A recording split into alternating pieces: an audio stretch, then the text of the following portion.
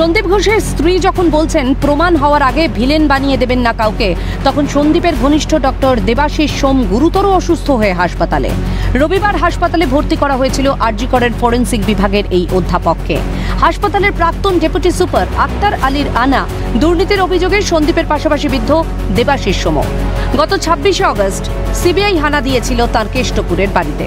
বিকেলে নিজামে হয় তাঁর জিজ্ঞাসাবাদও। পৈশাচিক ঘটনার পর আরজি করের সেমিনার হলে ভিড়ের যে ছবি সামনে এসেছে, সেখানেও দেখা গেছে দেবাশিস সোমকে। যখন সিবিআই নজরে দেবাশিস, তখনই তিনি গুরুতর অসুস্থ। আরজি করের ঘটনায় প্রশ্নের মুখে টালা থানার ভূমিকা। সন্দীপ ঘোষের বিরুদ্ধে আগেও থানায় অভিযোগ দায়ের হয়েছিল।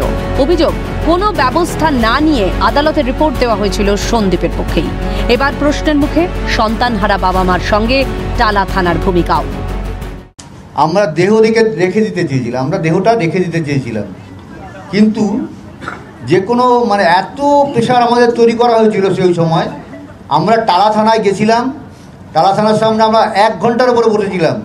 3 থেকে 400 পুলিশ আমাদের ঘিরে সেখানে একটা এমন পরিস্থিতি তৈরি করে আমরা বাধ্য হয়ে বাড়ি ফিরে যাই।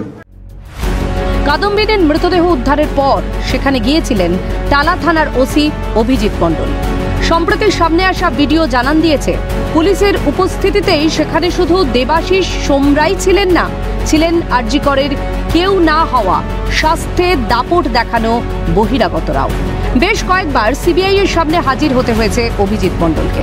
এখন অসুস্থ তিনিও। বুকে ব্যথা, উচ্চ রক্তচাপ নিয়ে বুধবার কলকাতার অন্তত 5টি বেসরকারি হাসপাতাল ঘুরতে হয়েছে তাকে। অবশেষে ভর্তি এক বেসরকারি নার্সিংহোমে। তারই মধ্যে ছুটিতে পাঠানো হয়েছে তাকে। অসুস্থ পুলিশ অফিসারকে 5টা হাসপাতালের ফিরিয়ে দেওয়া, অসুস্থ অবস্থাতেই তাকে ছুটিতে পাঠানো নিয়ে উঠছে প্রশ্ন। দেবাশিস সোম, ওই ডাক্তারবাবু, উনি হসপিটালাইজড, কোশ্চেন মার্ক এখানে। টালা থানার ওসি, কাল একটা ভিডিওতে দেখছি, একটা ছবি দেখছিলাম, উনি হসপিটালাইজড, কোশ্চেন মার্ক।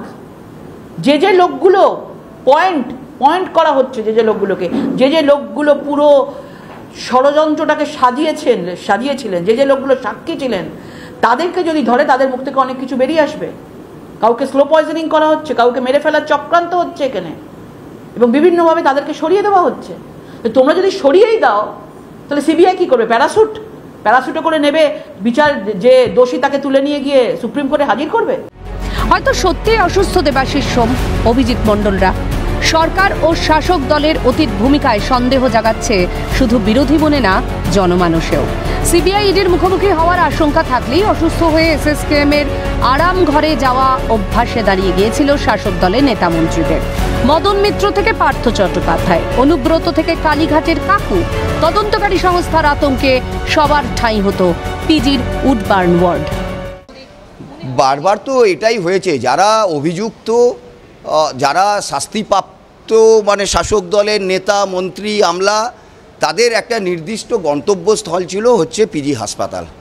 একটা সাধারণ মানুষ বেড পায় না, সেখানে তারা বেড পেয়ে যেতেন, তারা আইসিইউ পেয়ে যেতেন। তার মধ্যে এরকমও হয়েছে যে শিশু বেড দখল করে আছেন একটা বিচারাধীন অভিযুক্ত একজন ব্যক্তির দিনের পর দিন। আরজি করে ধর্ষণ খুনের ঘটনায় উঠে আসা স্বাস্থ্য দুর্নীতির অভিযোগেও আছে কি পিজির ছায়া? দেবাশিস সোমের অবস্থা এখন উন্নতির পথে।